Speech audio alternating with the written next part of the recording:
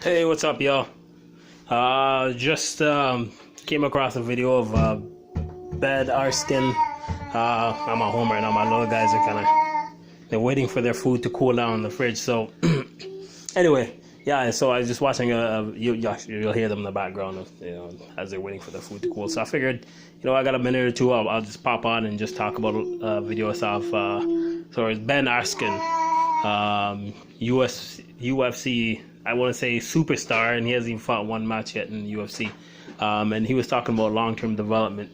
So yeah, I mean, he made some pretty good points. And the points were, yes, sir. That's my 5-year-old. He heard me, so he figured he'd ask me what I'm doing. Say hello to the crowd. Hi. Okay, so anyway, yeah, he was talking about long-term development and. And he made some points of like he went to I guess it's like a national ranked world for kids, and that though his little guys were kind of getting blown away, his upperclass guys, upperweight guys were stealing the show, and then he said that the reason why he felt that is that a lot of coaches were overemphasizing competition and winning for their little guys, and actually disregarding their true development. And so yeah, it's a really, really, really important point. I think it goes also back to the kind of plan that you have for athletes, that if you got a little guy and you want that little guy to grow up into a big guy, you got to really look at long-term development, study the fundamentals, what's important at what stage. You can go online. I mean, you can find this, Google long-term development.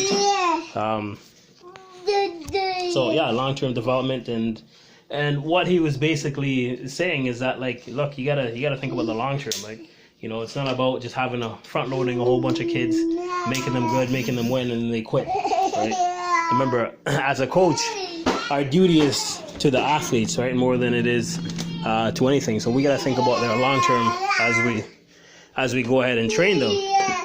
Right, so as you're training your athlete or your son or your daughter is involved in that process, you can go online and kind of look up long-term development.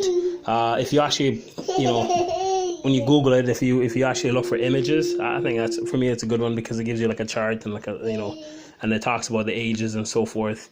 So yeah, as your kids get involved in sports at a young age, don't get so involved. And if you're a part of a program that's really involved with just straight competition at an early age, I'm talking about like under 10 years old, you might want to just think about the program, maybe find one that's focused on development, that long-term development. They have long-term development for these goals, for these kids. And not only that too, they also have some it's one thing to say that this is what we want, but at the end of the day, it's all about what the results are, right? So if you look at a program and they say, we're truly about developing the athletes, and then you can look at, when these athletes are like 20, 21, 22, maybe even 25, and see what's happened to the majority of their athletes that stay in the sport long term. That kind of gives you an idea of whether or not it's going to be a good program for you, right? So long term development, that's important, right? Like don't focus on crazy competition at a young age, right? Focus on the